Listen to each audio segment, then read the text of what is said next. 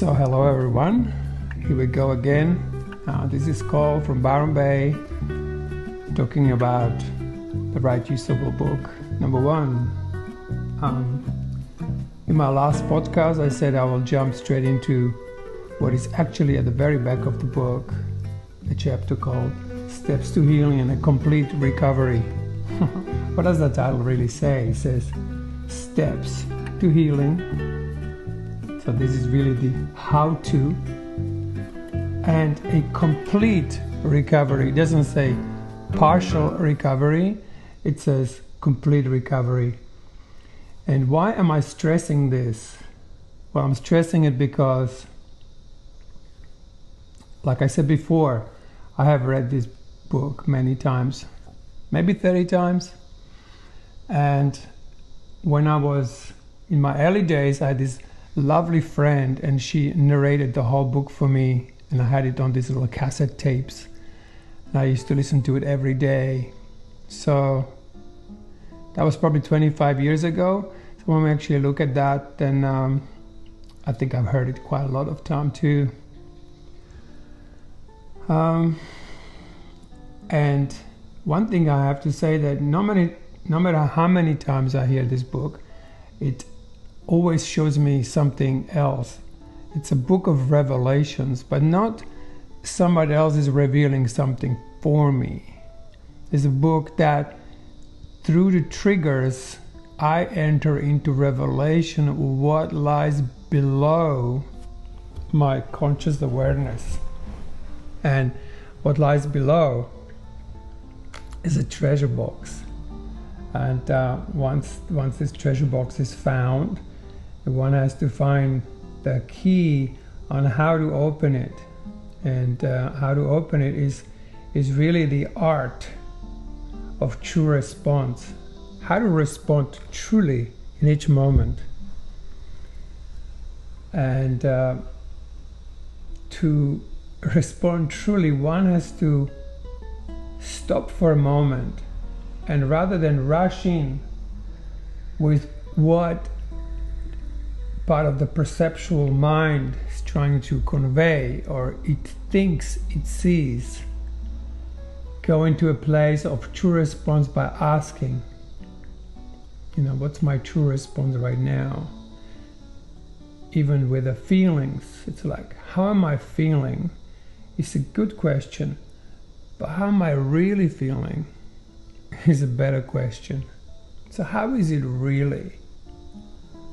Say, remember your last conversation with somebody and just notice how truly honest are you capable of being with another person. And is there a deeper level of honesty, and is there a deeper response to what's occurring? So I was so impressed by this chapter, and again, it took me many years to realize that this is the chapter. This is the steps. This is the outline on how to do this right use of all correctly. Just to run around and scream and shout and attack people in the name of thinking that we're expressing whatever we think is going on is not necessarily what's suggested here. It's suggested that if someone trigger us, or if these books trigger us, and I have to say this, nothing in this world triggers me more than these books. They are perfectly designed to touch those places that lie dormant, unmoved, below the conscious level of awareness. And they lie in a field of feelings. It's not about my mind is below me. It's the feeling realm that is most misunderstood. And we virtually can't really define it, because in every instant it is brand new. So often we name the feeling we had yesterday in a similar situation, but what is it really like right in this moment? So how do I really feel? And I personally had another word to help me to really get in touch what's truly happening, where it becomes a true revelation, a real revelation, that something's revealed to me that I can't read in a book. And that magic word I use for myself, and this is very individual, is, God, how am I really feeling? So I'm really stepping back out of my conscious awareness, and I'm asking something maybe greater, or maybe deeper, or maybe something that I'm asking for truth. How is it really? And to be able to ask without stepping in and trying to help it a little bit is a real art. So I call it the art of true response. So, what are the steps to this art? Well, in the old book, they're on page 117, and this is the section I talked about, was by mistake of a republishing of the book. It got lost.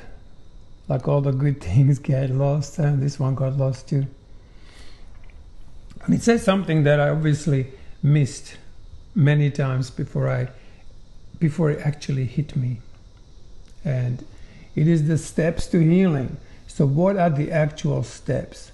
And here we go. So let's say we have a feeling arising. So let's bring up something simple, like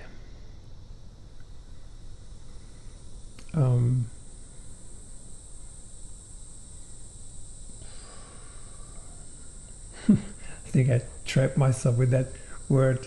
Let's bring up something simple, because the complexity of what is held down there is profound. And I usually go into the word shame, because that was a word, that was the quality of feeling that I finally begin to apply for the first time, these steps to healing. And that was the day I discovered that I had a missing link with this right use of will. I was sounding out, I was making movement, I was expressing, as the book says, and it was all very good. But what I did not catch the first time, that it's all about my relationship to my feeling. How much do I allow my feelings to truly respond to what is occurring in my mind? The mind doesn't really want to get a reflection. Mind just wants to go on its own, thinking it's evolving to a greater mind. But without will, this mind does not get its reflection. And so, in a way, God gave us this inherent quality that is different to thinking, and that is feeling. If we realize the value of what these feelings have, we will possibly stop doing everything else and begin to meet this part of ourselves that only feels. See, it doesn't think. Just because there is a label on a feeling, it doesn't mean that feeling is that. Like I said before, Pacific Ocean is not Pacific Ocean. It's a body of water that we call a Pacific Ocean, but it's just a body of water. The same with the feelings. Like, the feeling is not hate, or feeling is not rage, or feeling is not joy. It is the label that we placed upon it. But however, with that label, do you hear the cicadas again? It's a beautiful day in Australia. 31 degrees. And so these are labels that the mind has placed upon certain qualities or vibration that it thinks it is experiencing. However, this label is what nails it. I call it the nails it to the cross. That is the real meaning of crucifixion. We're constantly crucifying whatever is occurring and layering it with labels and structures and perceptions. I was walking down the beach the other day and I was looking at these two young men doing yoga, and I just looked at them and briefly, not even very specifically, just had a glance. And then I walked off and I told myself an incredible story, what I thought was happening in there between these two. And 20 minutes later, I realized that I'm still holding that image that I made up of these two people.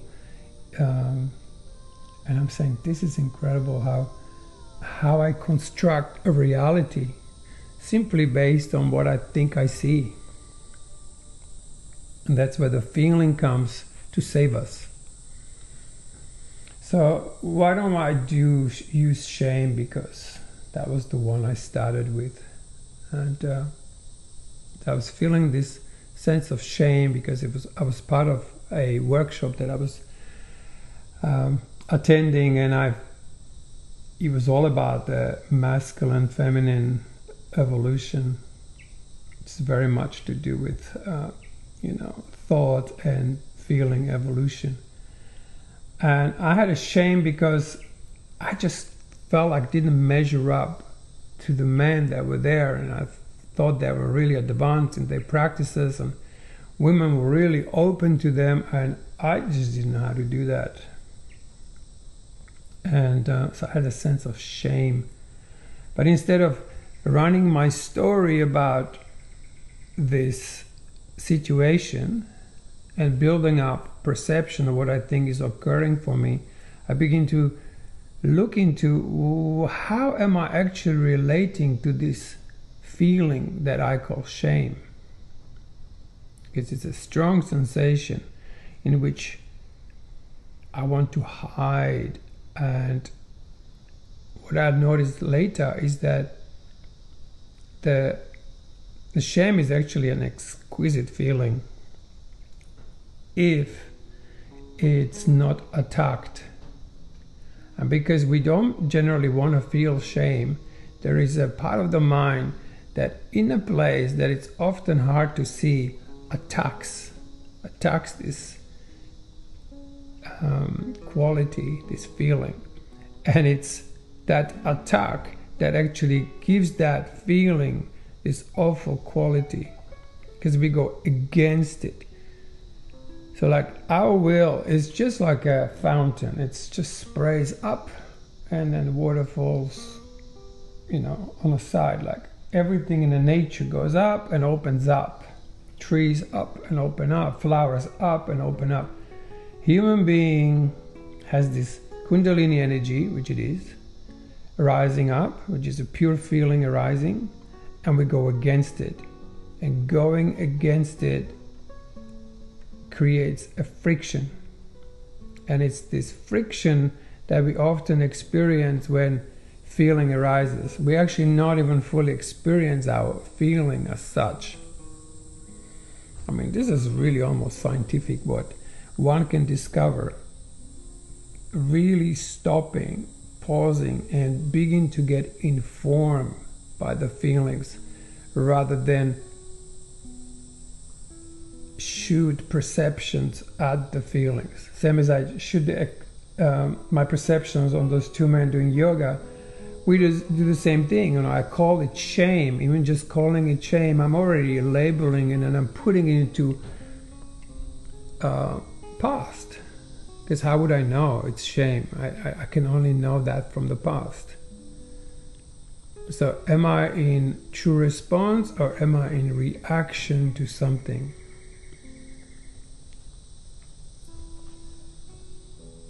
So if we take this to our daily life, how many times do we go against ourselves? Because all the feelings we have, let me put it this way, a lot of feelings we have are our feelings. There are also feelings we picked up from others. Often we're pretty much imprinted by feelings already as a fetus. So there we are in mom's belly, and she's having tension with husband, and she can't express her feeling, because if she did, he would probably walk out, or it would turn into an argument. And she's in this place where she's growing this being within herself, and so she is looking for a way to be as healthy and as peaceful and as loving towards this new growing baby. However, if she is having feeling arising and she can't allow herself to have it, what does she do? Well, she pushes on it. When she pushes on it, she's pushing down. And who is down there? It's this little being who goes, yeah, mommy, is this the nurturance I need for today? Boom. And because it's so receptive, babies, the fetus is receiving constantly food, it's receiving energy, it's receiving attitudes. It's basically being programmed and imprinted before it can do anything about it. So some of our feelings are our feelings, and some of our feelings are feelings we took from our mother, and on it goes.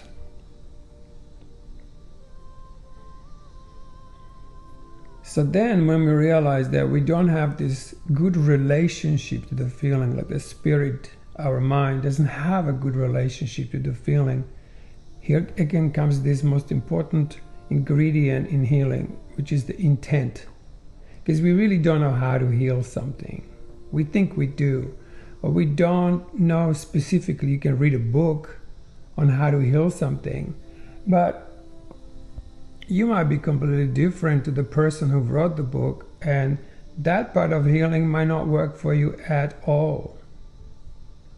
That's why these Righteous books have such complexity of expression, because we all have slightly different imprinting, and we all have slightly different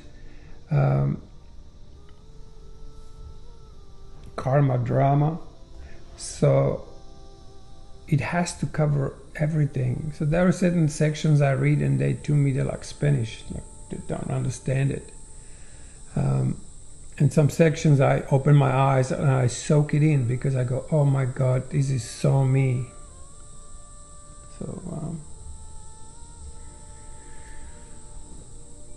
So when we realize we don't have this good relationship to feeling, we begin to, and here are the steps. Here are the steps to healing. Oops. And a complete recovery. How to recover a covered feeling, right? Or how to recover it. So it's very simple. It says, talk to it. I mean, how simple. By the way, most of the healing that was really real was so simple that it stunned me. So imagine you have this horrible feeling arising, and instead of going like, oh no, not this again, and attack it, you pause and you go, hello. The feeling goes, huh? Is this for real? Is this person actually not slapping me or slamming me? So that's the first step. Just say hello feeling. Come with an attitude of, I want to get to know you. I want to get to find out who you truly are, not who I think you are. Yeah? And just before I go any further, some people are more mental and more thinking. I'm one of those. Yeah, I only evolve my feelings a bit more. Some people are very feeling, and so some of these steps might not necessarily work in that direction, that they talk into their feelings. They are already so feeling that they actually need to talk to their mind. So imagine you're pure feeling and you have this attitude of saying, hello mind, tell me more about you. Who are you really? So it is a both ways. Like I said last time, like I begin to love my feelings, and I begin to first love them with this intent to love them, because I didn't really know how to truly love the feeling. So it had to be revealed to me. And it is a book of revelation, except it's that word, book of revelation. It might be not so interested in other people's revelation. How about my revelations? But also, how about your revelations? How about everything would be revealed from you? All the secrets of the universe, all the truths and incredible knowledge coming from you, not even these books. These books are so beautiful because all they are doing is that very same thing. It's like, get into your movement, get into your trigger, begin to move, release the old, and look for the new light. Look for the fresh wine. Look for that part of creation that enlightens you, that awakens something in you, that creates electricity, polarity, and sparks, and excitement, and joy. And sometimes I find the most beautiful joy by completely healing with a particular feeling. Because you see, we think we're addressing, let's say, shame, but shame is part of the whole feeling field, right? So shame is just like a wave on the ocean, it just keeps going, and then at some point it stops, we feel something else. So that was just a wave. But really, at any point with this shame, you can dive under the wave and be the ocean. And what is the ocean? It is the feeling realm of who we are. And it's vast. It's just like an ocean. It's vast. So we started with the first step, and that step is talk to it. So hello shame. I'm coming with a new attitude. I want to heal with you. Talk to me. Who are you? So you engage for a moment with an out loud conversation with it, as if it was another being, which it is really. And you come with this intent to heal. Now, the step 2 is like, can you accept its responses? Right? So you're having a response arising, you call it shame, and can you accept it? Now, what was a shocker for me, because at that time I was also looking at the idea of radical honesty. And I asked myself, well, can I really accept this shame? And the answer was no. I had non-acceptance for it. And so I've got like, what do I do now if I have an acceptance, if I don't have an acceptance for it? Well, maybe I need to accept the fact that I can't accept it. Because you see, we think it's a feeling, but it's not the feeling. We're not looking at the cause of the problem. We're looking at the effect. Feelings are effects of what spirit is doing, what our mind is doing. So in a sense, that spirit or the mind is causal. And feeling is the effect, which reflects. This actually happens simultaneously, but because we're on a slower vibrational rate, we just don't get it so quickly. Until this whole pool that's below us, that's It's incredible. It's actually a big ocean. When it clears, you will begin to see the bottom of the ocean. And the bottom of the ocean in us, it is this golden mirror that can ignite into light. That is the real awakening. It's not going up. It's not looking up to the heavens. It's looking down and looking down and looking down and continue to look down until the down begins to communicate to us. So that was a really good step to find out that I didn't have acceptance for this shame, and I also didn't have acceptance for my non-acceptance of it.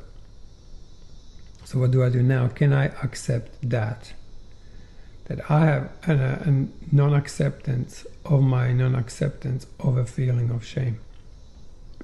So again, can I accept the fact that I have this? And the answer was no. I'm going like, well, now I'm really screwed. So I went again, well, can I accept that? And I just kept going, and I realized I am like a walking non-acceptance of anything that feels, like an unconditional non-acceptance of feelings. That's how I labeled myself at that time. I realized I'm against myself. Now this was profound revelation, because okay, now I can undo this. And eventually when I saw how non-accepting I'm of feelings and pretending I'm loving them, I found a compassion. What came next was like a compassion for myself. And that compassion would begin to heal my non-acceptances until I could genuinely meet my feeling of shame with this unconditional acceptance. Like there was not even a doubt in my mind that I'm not actually loving this feeling. And already then I'm going, wow, this shame actually feels quite nice. Like suddenly there was a change in attitude, and there was a change in the feeling. As I stopped going against it, it begins to not going against me either, because feelings are pretty much defending. They're protecting. A protection is a form of, it can be a form of defense, because we basically have the shield that pushes against something that's arising. So that's just a step 2. How exciting is that, huh? And then it suggests, like, explain to shame why you felt you had to deny it. So I said, hey, shame, I had to deny you because you would arise in, just like that cicada right there, right now, would arise in a situation when I didn't need it, or it was already overwhelming, and then on top of everything comes a shame. So I began to verbalize in a very feeling way, because it actually does say, it says, explain to it why you felt you had to deny it, not why you thought you had to deny it. Why you felt you had to deny it. It's a very different shift in reality on how to express. So I told shame the story I had with it, and again, shame suddenly started like kind of blinking its eyes and going like, wow, we're still in conversation. The shame was in disbelief that I even talked to it at all. So that was just a 3rd step. And now comes the 4th step. It says, apologize to it. And this was a cracker, because my first response, maybe reaction, was, what? Me? Me apologizing to this horrible thing? That's right, because that's how I saw shame. I saw it as a horrible thing. And I saw my arrogance there. I saw like, ooh, that's the shadow. That's that kind of, it's like a little asshole. It's just not a very nice part of me. It basically goes like, look down on feeling as something inferior. But right there was an awakening again. I realized it's not my feelings, it's my mind doing this. It's my mind is against this exquisite part of creation that seem like ugly because of what it's holding, but just because it's holding it's not it. It's still divine. But as soon as it opens up, it brings up shame, hate, rage, disgust, all of it comes. And if we're not trained to meet all this with loving acceptance, what do we do with it? Slam it down. So that is like the original smack, replayed over and over and over and over. Because the mind does not want to get this reflection of what it's really doing. Which obviously plays out with people, because when we deny these feelings in ourselves, then because they're magnetic, they will draw these similar situations back into our life. And that is really the karma. So karma is essentially with us. It's all just in us, but it's not some kind of payment for our misdeeds. But it's more like, no, you're just carrying this. So whoever shows up in your immediate vicinity, in whatever form, it's like, hey, that person is being drawn to you because your will magnetized that person to you. So here is exactly where the forgiveness idea goes through the roof, because now you go, wow, you become grateful for every trigger that comes your way. Suddenly, you naturally begin to be grateful, because how would you heal otherwise? How could you possibly heal if you don't look what this reflection is? So someone comes and triggers my shame. What do? I say, well, thank you.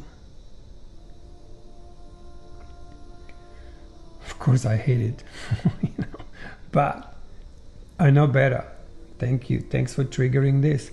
Now, that person is no longer any use to me, except next time when I meet that person and I see do I have a reaction to this person, or am I in a true response?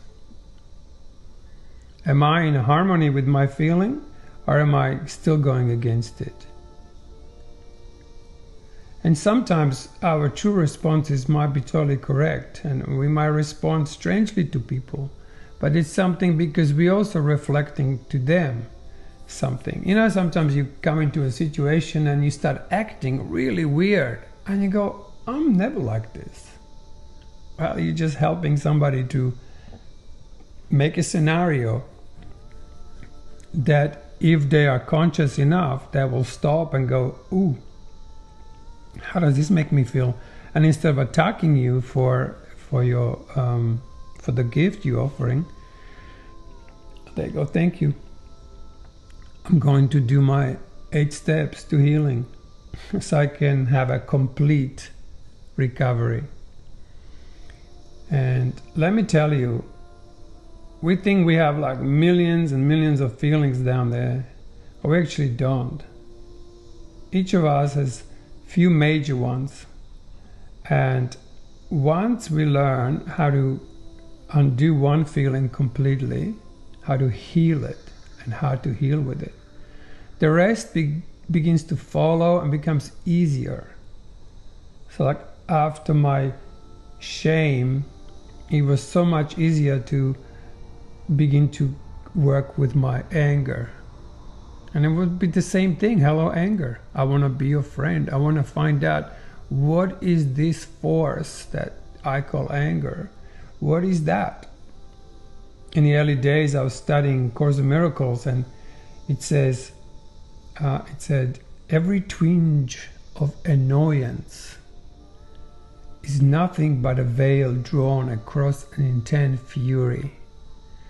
And I don't know if I know it word to word, but something in that sense. And my first thing was like, oh, I want to find out more about this fury. You know, where is this fury in me? And then next minute, you know, Right Use the Will shows up, and it's all about that, you know, addressing all these incredible, most denied aspect of ourselves that pretend we don't have that. Me? No, I don't rage. I am a good person. So that was just a step for apologize to it. So first I had to notice that I didn't want to apologize to it, because my mind was very arrogant, and that was really good to see that part of me that did that. And the next step is to ask its forgiveness, right? So now you're talking to this feeling of shame, let's say, and you go, hey, shame, you forgive me for my rejections, my crucifixions of you, my attacks on you, my judgments on you, my bad attitude towards you. Can you forgive me? And I tell you, it comes a point where this becomes so genuine, where you so wholeheartedly want to align with yourself, and that feeling body is waiting for this honesty, for this honesty, not dishonesty. It gets a lot of that. So suddenly we are real with it. This is the radical forgiveness. Yeah, it has to happen with us. Forgiveness is not necessarily with the others. First we forgive ourselves, and then we genuinely let them go, because we no longer magnetize them to ourselves. So we don't have to let go like, ooh, I let go of you. Simply things begin to no longer happen. Like one day, drama begin to disappear to some extent. It's like, oh, I've been triggered for days. Now when it comes to annoy me, and then suddenly there is a different people come in. Different people come to my life, with different attitudes. And then I realized that I have forgiven the world. But how did I do it? Because I've forgiven my feelings. Actually, the truth is, my feelings have forgiven me for crucifying them, for getting rid of them. So ask its forgiveness, and I guarantee you that at some point, when the mind is trained enough to another way of seeing this feeling part of ourselves, the feeling will go, okay, I trust you now. And the feelings begin to love you back. They begin to reflect the love that you have towards them. And then suddenly this exquisite love begins to rise from below. That was like a new thing, the art of true response. Something was responding to me in a loving, embracing, and very accepting way. And that was just a step 5, I think. And then you forgive yourself for denying your feelings. It's also a beautiful thing when that happens, when you finally realize it was just you against you, and the war was between your masculine and inner feminine, or vice versa. Doesn't matter which way. And then another step is to negotiate a new relationship with this part of yourself and the rest of you. So you say, well, how do we want to have it? How do I want to have it with my feelings? Do I want to be in harmony in myself? Because when we come to harmony with our feelings, what begins to happen is we begin to create. And instead of creating insanity, we begin to create brand new feelings. And some of those feelings, like I really truly wake up with a smile on my face and go to bed. I just lie down, close my eyes, and just this grin comes on my face, just this smile. It's like, oh, this unpretentious, genuine happiness that's not jumping up and down.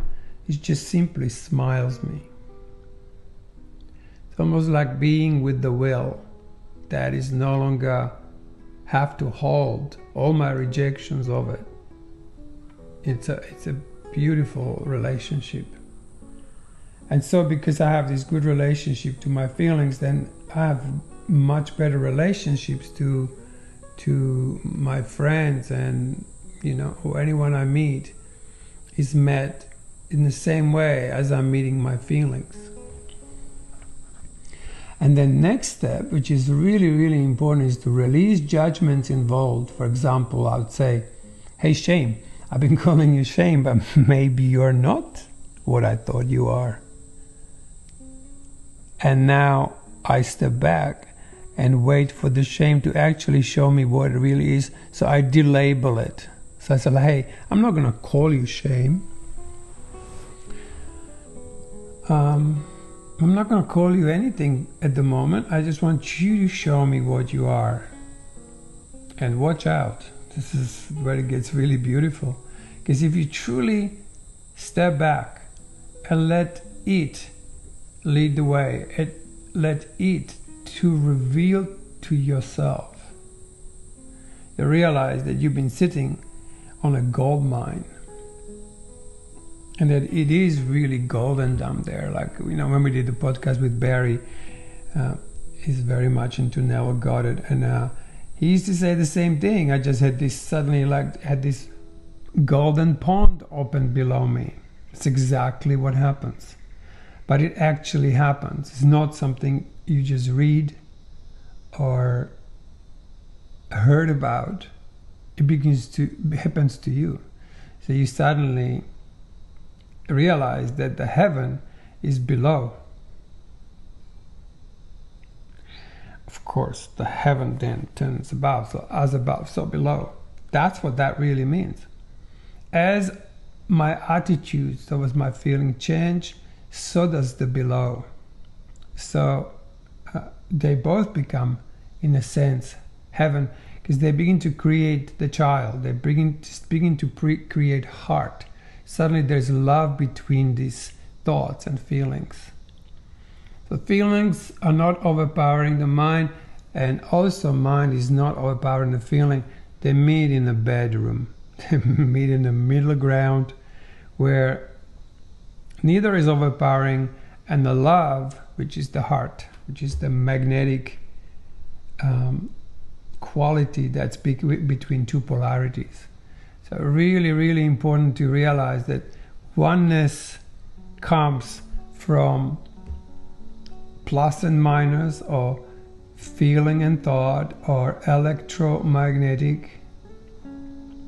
They meet in the middle. And when two magnets click, there has to be only a denial can pull it apart again. So the magnetic doesn't like what the electric is doing, and they split. And when they're being split for too long, what actually happens, they begin to turn against each other.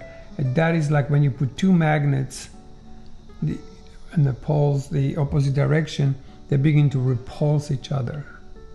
And if we have that happen in us, that we go against our own magnetic, or our own magnetic is going against the electric. Like I know people who think that spirit is to be denied, well, they're basically denying the electro, because they don't have a good relationship with their own electromagnetic field.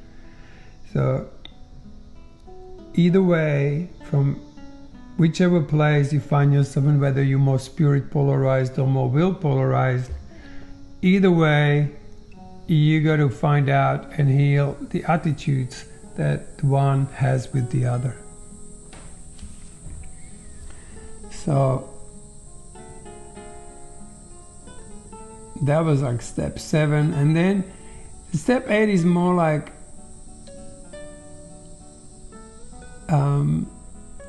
allowing this part of yourself to be a participant in your daily life. So, you check in. I checked in with my shame. I woke up every morning, and I remember that exquisite feeling when the shame for the first time was like a pure shame. It was actually beautiful. And I don't know if you know this, like the Indian paintings of Shakti. She never kind of looks straight at you. She looks in this kind of almost like shy, like there's a shyness. It's like it's timid. It's a very, very, very subtle vibration, this will. Extremely beautiful. And when it begins to be free, it reverberates. It reverberates in the most exquisite way. And so your body turns to light. Speed of light that suits your vibration. See, I can get high as a kite, and then my girlfriend goes, Cole, where are you? So I go, oh yeah, I am in my realms. But do I want to relate with my partner? I need to also then begin to like I attune to my will, I also attune to my partner. So we take time, and if we want to align and experience the electromagnetic field between us and create brand new love, which is incomparable to the love yesterday. Sometimes the love is so exquisite, I was like, ooh, I want to have that same thing we had yesterday or a week ago. And what I miss out on is what is being created right now. And it's rarely to do with the physical representations of it. It's always first, it becomes as an inner vibration. So we learn how to find that sweet spot where I have my light still vibrating, she has her light vibrating without denial of any kind. And then we create the heart between us. We create the love. But it's not like creating on something from yesterday. That's making shit up. It really is. Yeah? Like I say, in this world, you take one thing that you already know, mix it with another, and mix it with another, like when you make a cake. And then you have a cake. You still have something from the past. You already know it's gonna be kind of sweet, and it's gonna be like this tiny little element of surprise sometimes when we put the ingredients in the wrong way. Gosh, I'm really raving. Anyway, but you see my point here, yeah? So the creation is when we just become present. The masculine becomes extremely present. It actually goes into quite a still place, and then the feminine or the magnetic begins to resonate to that vibration because it can. So that creates this really wonderful field around us, and that is which creates the elevated self of form. We're no longer so rigid. The body vibrates as light, becomes fluid, becomes liquid, becomes delicious. The chemistry of this is actually very orgasmic. And again, to be allow ourselves to be orgasmic on and on and on. And you can try this. It's actually very simple. It's like, you know, we all know what it feels like to be orgasmic. So you go into, well, what about today? Is there a new way of being orgasmic? Is there a new way to be vibrating in a speed of light that hasn't been yet? Like, what's the brand new, fresh thing that now you're creating, because you're not making it up. You're stepping back and you're waiting for something new to emerge. But there has to be a receptivity, and the mind has to have this vision open, so we no longer see with our eyes. We see with this inner, I don't know what to call it, with this inner vision that's receptive. It's almost like all your chakras get restructured. Like we have so many ideas what chakras are. One day they begin to talk to you. They begin to reveal themselves to you. They introduce themselves to you, and you go, oh, I had a very limited idea what these things are, particularly if you read it from a book, so people tell you about it. Oh, you have these chakras. And you make up an image of some kind of thing that they describe, and you actually not necessarily in direct communication with it. It's just an idea.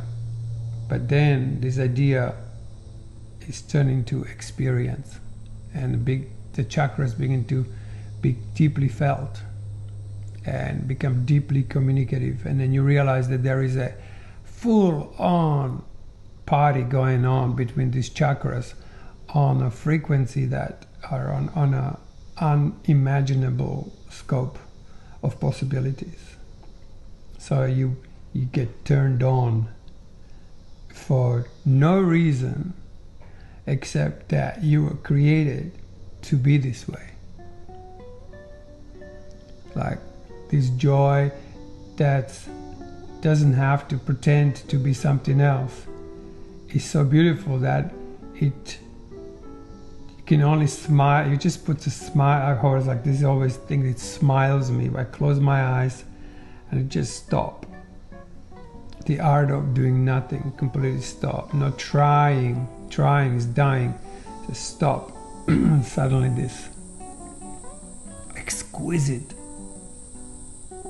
sensation that reverberates every cell in the body.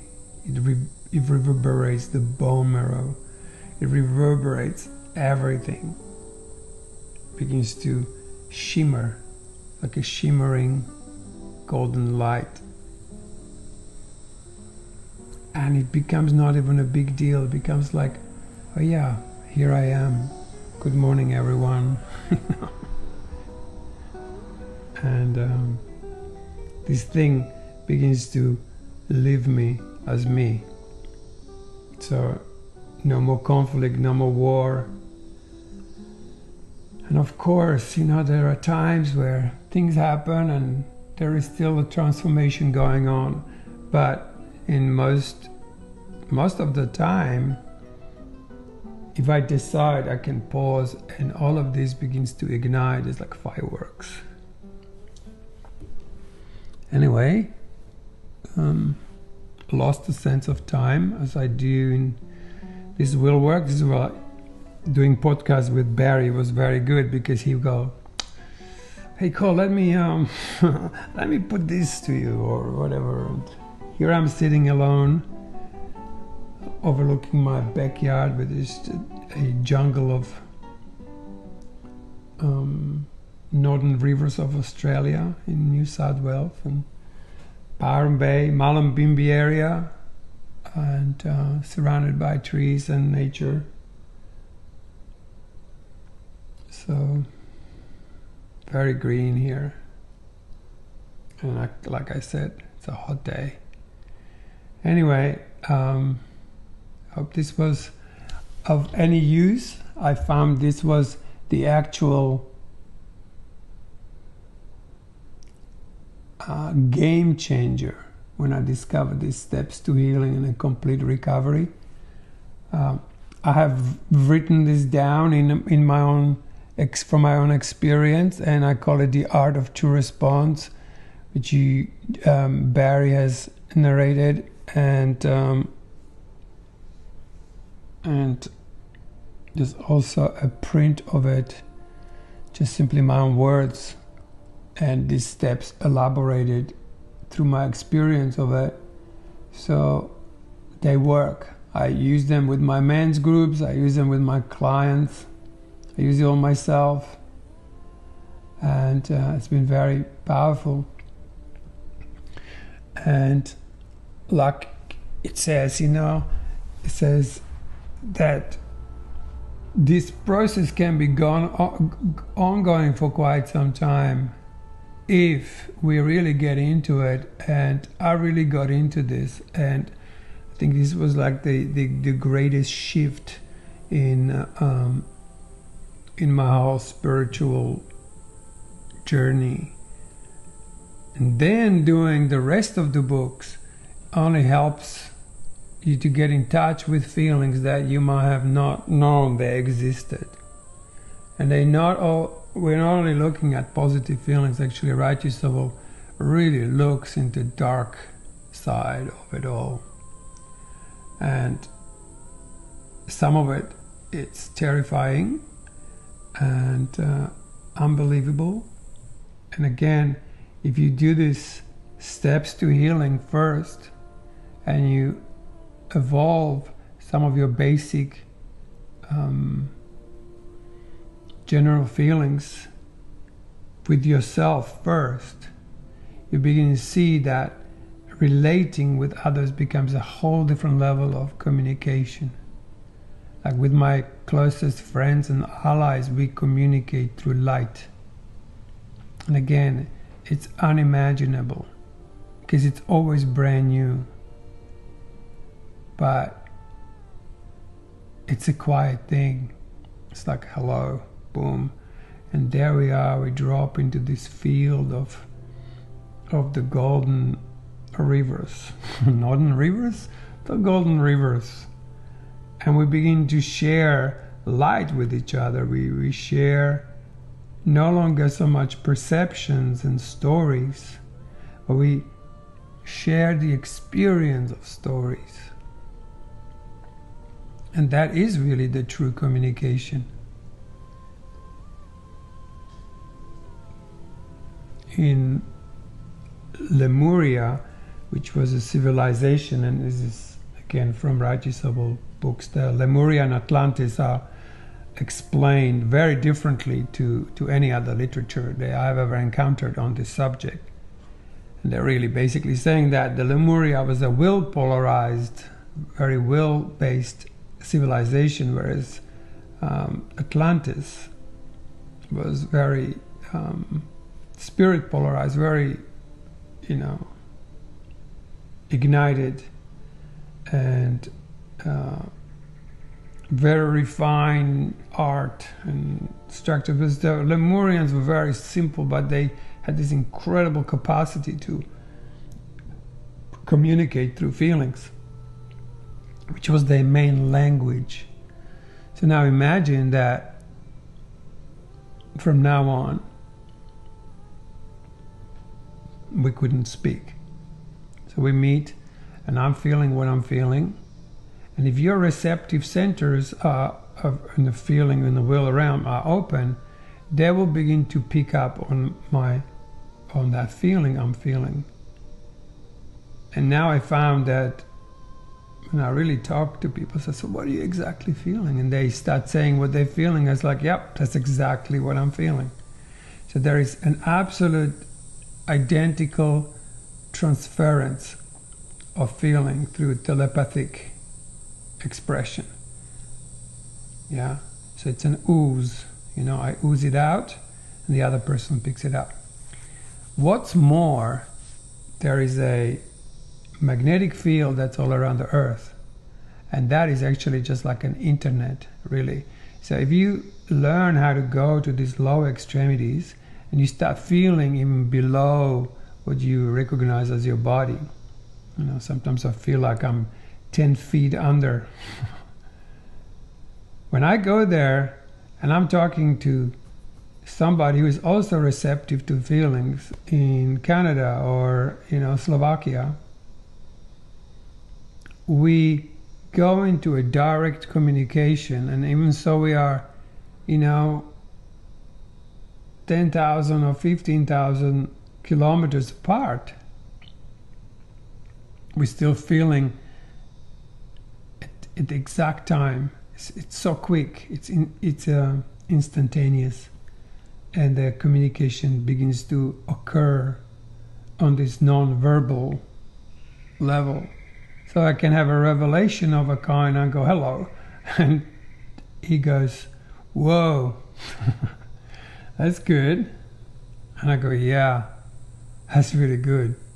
And then we sit in this field together, and we're letting this field inform us.